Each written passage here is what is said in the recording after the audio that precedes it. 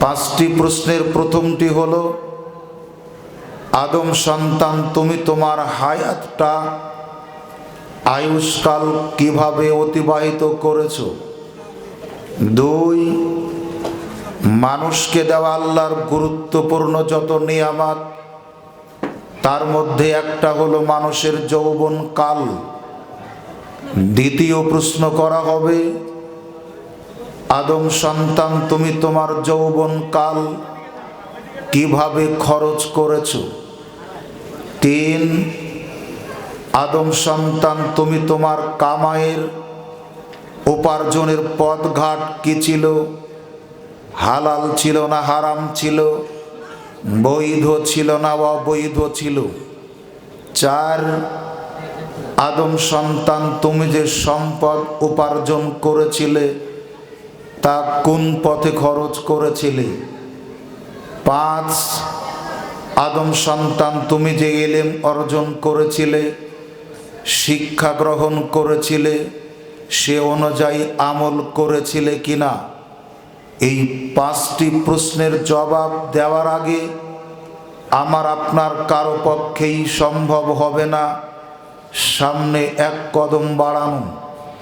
সম্মানিত উপস্থিতি, আমরা মনে করি মুসলিম যারা জান্নাতে যাবে তারা, মুসলিম হবার পরেও আমার আপনার মাধ্যম দিয়ে এমন কিছু পাপ, এমন কিছু অন্যায়, এমন কিছু গুনাহের কাজ হবে যার দরুন আমরা জান্নাতে যেতে পারবো না, জাহান্নামে নিক্ষিপ্ত হতে হবে।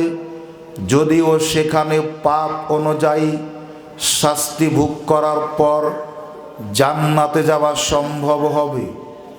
আব্দুল্লাহ ইবনে আমর রাদিয়াল্লাহু তাআলা আনহু বলেন, রাসূল সাল্লাল্লাহু আলাইহি ওয়াসাল্লাম বলেছেন, সালাসাতুন লা ইয়াদখুলুল জান্নাতা, তিন শ্রেণীর মানুষ আল্লাহর জান্নাতে যাবে না।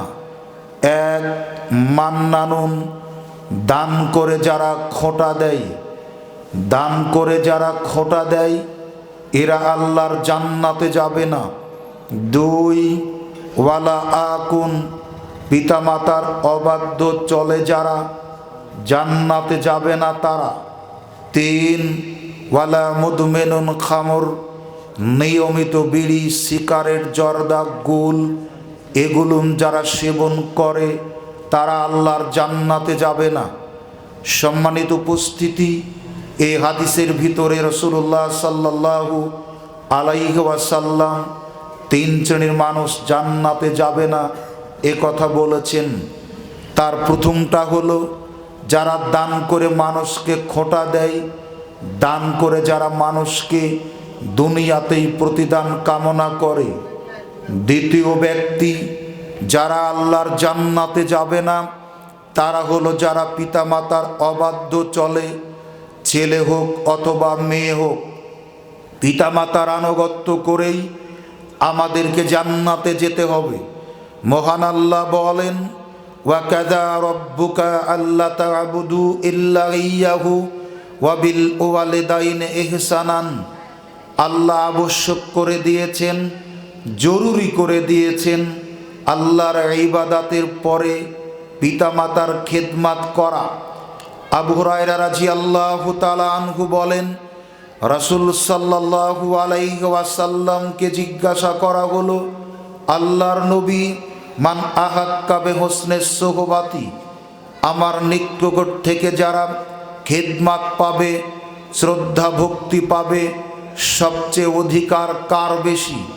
আল্লাহর নবী বললেন, উম্মুকা, তোমার মায়ের। দ্বিতীয়বার জিজ্ঞেস করা হলো, সুম্মা মান, তারপরে কার? আল্লাহর নবী বললেন, উম্মুকা, তোমার মায়ের। তৃতীয়বার জিজ্ঞেস করা হলো, সুম্মা মান, তারপরে কার? তখন তিনি বলছেন, সুম্মা উম্মুকা, তারপরেও তোমার মায়ের। চতুর্থবার তিনি বলছেন, সুম্মা আবাকা, এরপরে তোমার পিতার। পঞ্চমবার তিনি বলছেন, সুম্মা আদনাকা আদনাকা, এরপর আর যারা আছে তাদের। এই হাদিসের মাধ্যম দিয়ে বোঝা যায় পৃথিবীতে সম্মানের যত পাত্র আছে, সম্মানের যত ক্ষেত্র আছে, সবচেয়ে বেশি সম্মান পাবে বাপ। আর বাপ যতখানি সম্মান পাবে তার 3 গুণ বেশি পাবে মা। সম্মানিত উপস্থিতি, রাসূল সাল্লাল্লাহু আলাইহি ওয়াসাল্লাম বলেছেন, পিতামাতার সন্তুষ্টিতে আল্লাহর সন্তুষ্টি, আর পিতামাতার অসন্তুষ্টিতে আল্লাহর সন্তুষ্টি। আল্লাহর নবী অন্য জায়গাতে বলেছেন, হোমা জান্নাতুকা ওয়া নারুকা, পিতামাতা তোমার জন্য হয় জান্নাত অথবা জাহান্নাম। তাকে খুশি করতে পারলে জান্নাত অথবা জাহান্নাম। তিনি বলছেন, আল জান্নাতু তাহতাল আকদামিল উম্মাহা, মায়েদের পায়ের নিচে সন্তানের জান্নাত, মায়েদের পদতলে সন্তানের জান্নাত, মায়েদের পদতলে সন্তানের জান্নাত। সম্মানিত উপস্থিতি, এজন্য আল্লাহর নবী বলেছেন, পিতামাতার অবাধ্য চলে যারা আল্লাহর জান্নাতে যাবে না তারা।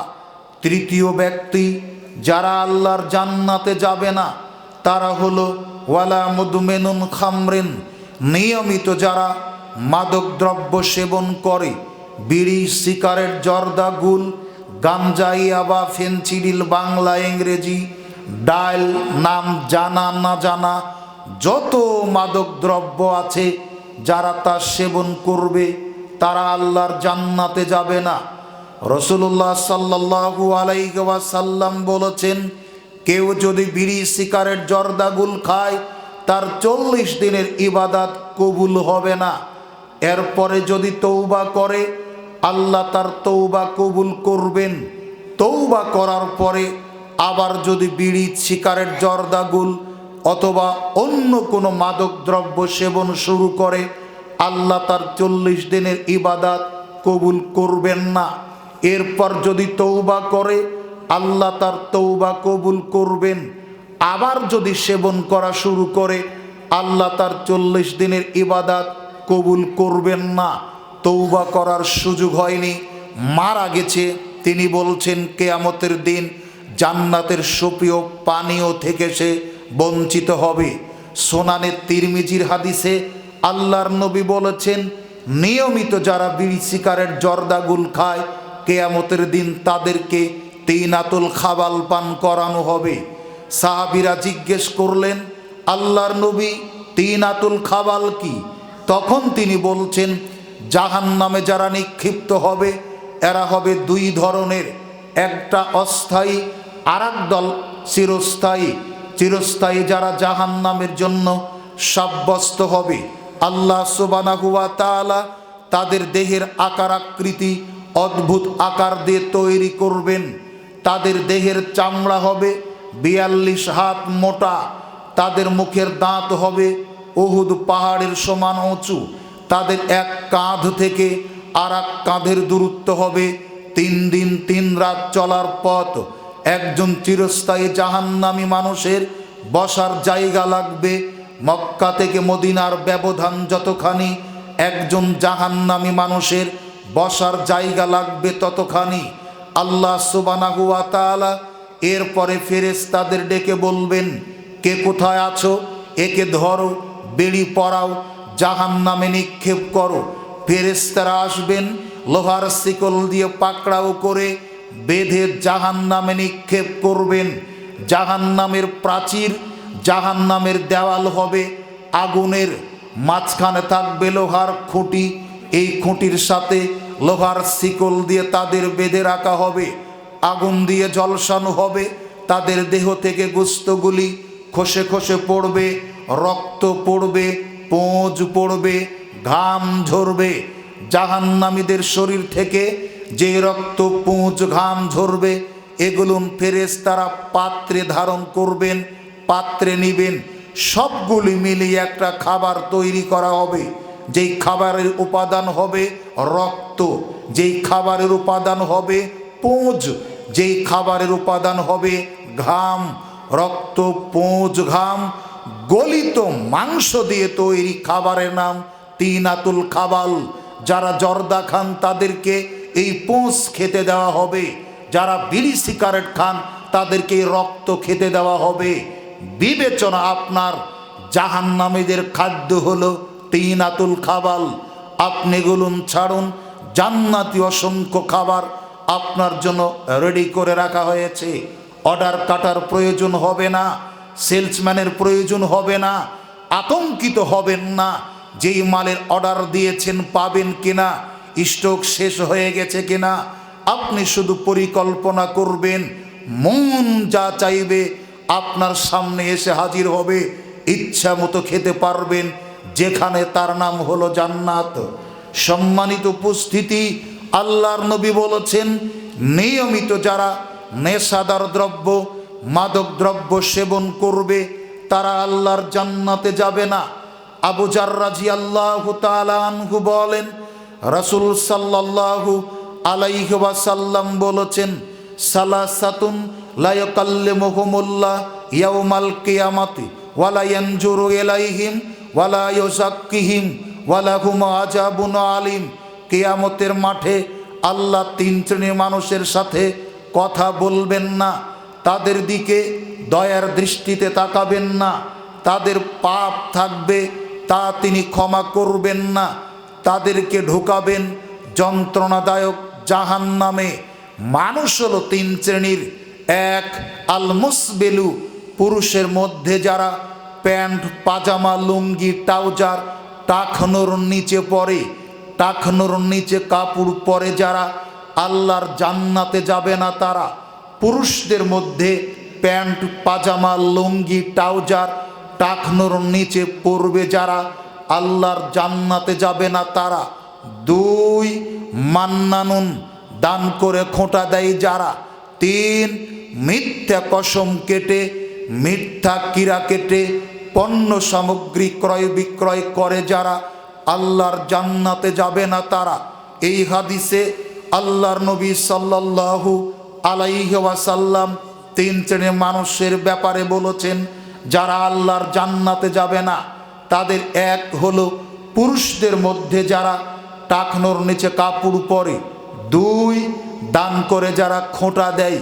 তিন, মিথ্যা কথা বলে যারা পণ্য সামগ্রী ক্রয় বিক্রয় করে, এরা আল্লাহর জান্নাতে যাবে না।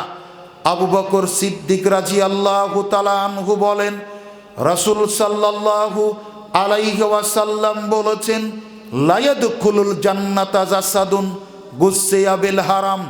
ওই দেহ আল্লাহর জান্নাতে যাবে না যেই দেহ হারাম দিয়ে গড়ে উঠেছে। হারাম দিয়ে যেই দেহ গড়ে উঠেছে এই দেহ আল্লাহর জান্নাতে যাবে না। যেই দেহ সুদ দিয়ে গড়ে উঠেছে এই দেহ জান্নাতে যাবে না, কারণ সুদ হারাম।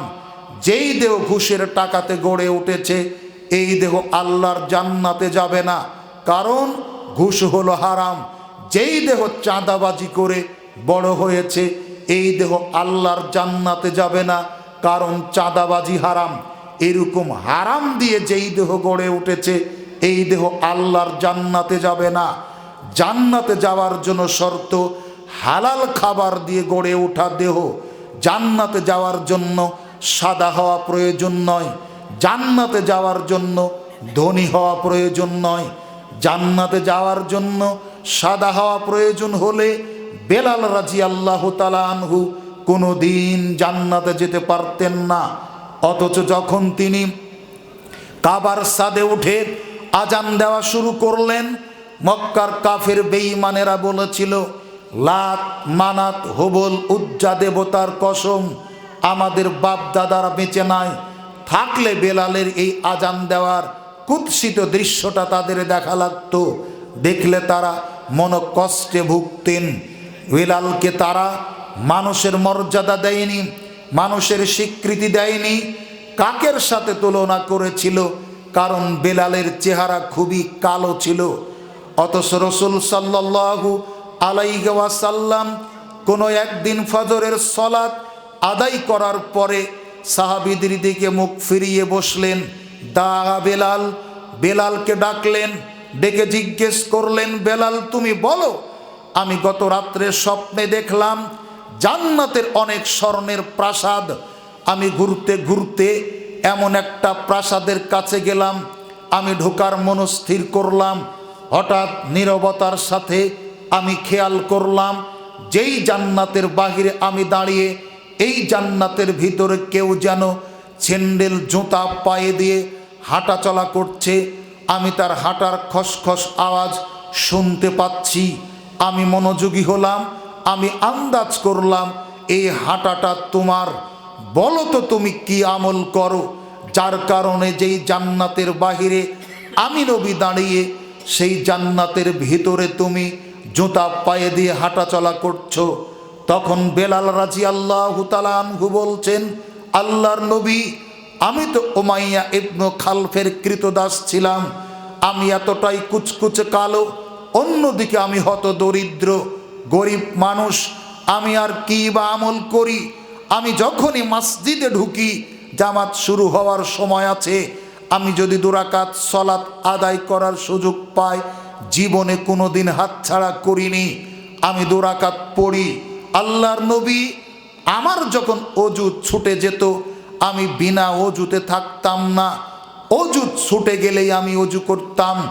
আল্লাহর নবী তখন বলছেন, বেলাল, তোমাকে আর বলতে হবে না, আমি বুঝতে পেরেছি তোমার এই নিয়মিত 2টি আমলের কারণেই আল্লাহর কাছে তোমার মর্যাদা এতটাই বেশি, এতটাই বৃদ্ধি পেয়েছে।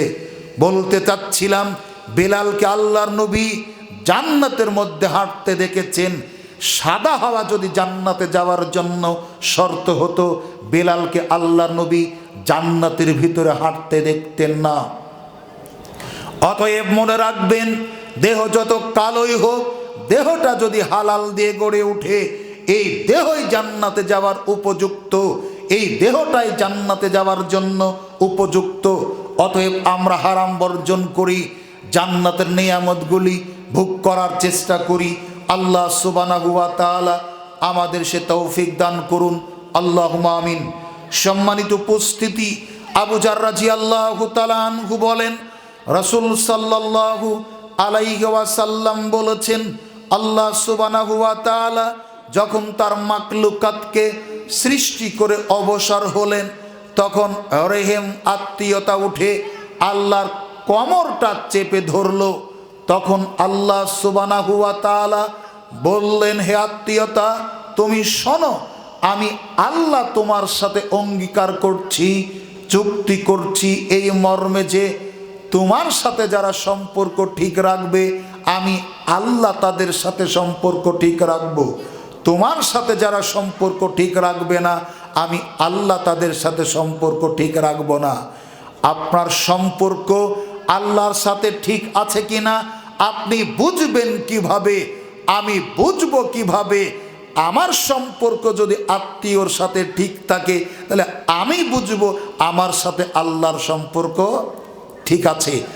আমার সম্পর্ক যদি আত্মীয়তার সাথে ঠিক না থাকে, আমি বুঝবো আল্লাহর সাথে আমার সম্পর্ক ঠিক নেই। এখানেই শেষ নয়। জুবাইর ইবনে মুতঈম রাদিয়াল্লাহু তাআলা আনহু বলেন, রাসূল সাল্লাল্লাহু আলাইহি ওয়াসাল্লাম বলেছেন, লা ইয়াদখুলুল জান্নাতা কাতিউর রাহিম, আত্মীয়তার সম্পর্ক ছিন্নকারী আল্লাহর জান্নাতে যাবে না। আত্মীয়তার সম্পর্ক ছিন্ন করে যারা, আল্লাহর জান্নাতে যাবে না তারা। আত্মীয়তার সম্পর্ক ছিন্ন করে যারা, জান্নাতে যাবে না তারা। আত্মীয়তার সম্পর্ক ছিন্ন করে যারা, জান্নাতে যাবে না তারা। আনাস রাদিয়াল্লাহু তাআলা আনহু বলেন, রাসূল সাল্লাল্লাহু আলাইহি ওয়াসাল্লাম বলেছেন, মাঝে মধ্যে প্রায় জিবরিল আমিন এসে আমাকে প্রতিবেশী সম্পর্কে বলতেন, এতটাই বলতেন, মাঝে মধ্যে মনে হতো জিবরিল আলাইহিস সালাতু ওয়াস সালাম প্রতিবেশীকে আমার ওয়ারিশ বানিয়ে ছাড়বেন। আল্লাহ রাসূল সাল্লাল্লাহু আলাইহি ওয়াসাল্লাম তার স্ত্রী আয়েশাকে বলতেন, আয়েশা, যেই দিন তুমি গোশত রান্না করবে, গোশতের পরিমাণ কম হলেও পানি বেশি দিয়ে ঝোল বেশি করবে, কারণ প্রতিবেশীকে যাতে দেওয়া যায়। প্রতিবেশীর ব্যাপারে তিনি এতটাই সজাগ ছিলেন, এক পর্যায়ে তিনি বলছেন, যার হাত থেকে তার প্রতিবেশী নিরাপদ নয়, এ ব্যক্তি আল্লাহর জান্নাতে যাবে না। জান্নাতে যাওয়ার জন্য প্রতিবেশী আমার থেকে নিরাপদ থাকা শর্ত। আমার জান্নাতে যাওয়ার জন্য আমার প্রতিবেশী আমার থেকে নিরাপদে থাকা জরুরি। রাসূল সাল্লাল্লাহু আলাইহি ওয়াসাল্লাম বলেছেন, যার থেকে তার প্রতিবেশী নিরাপদ নয় এই ব্যক্তি আল্লাহর জান্নাতে যেতে পারবে না। আপনি দেখুন আপনার গরু ছাগল থেকে আপনার প্রতিবেশীর গাছপালা নিরাপদ কিনা। আপনার টাকা দিয়ে টেলিভিশন কিনেছেন, এত পাওয়ার ভলিউম দিয়ে বাজান, আপনার প্রতিবেশীর সালাত আদায়ে অসুবিধা হয়, আপনার প্রতিবেশীর ছেলে মেয়ের লেখাপড়াতে অসুবিধা হয়, আপনি গুরুত্বই দেন না।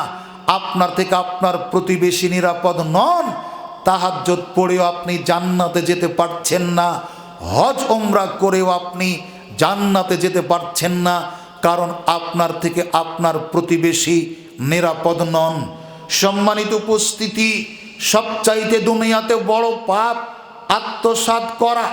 আত্মসাৎ করা একেবারে মহামারীর ন্যায় ছেয়ে গেছে। আত্মসাৎ নেই এমন কোনো একটা জায়গা নেই, আত্মসাৎ নেই এমন কোনো জায়গা নেই। যে যত বড় নেতা, যে যত বড় দায়িত্বশীল, সে তত বড় চোর। যে যত বড় দায়িত্বশীল সে তত বড় চোর, অন্তত এদেশের মাটিতে। দেখবেন যে যত বড় রাজনীতিবিদ, সবচাইতে বড় ঋণ খেলাপি সে, সবচাইতে বড় চোর সে।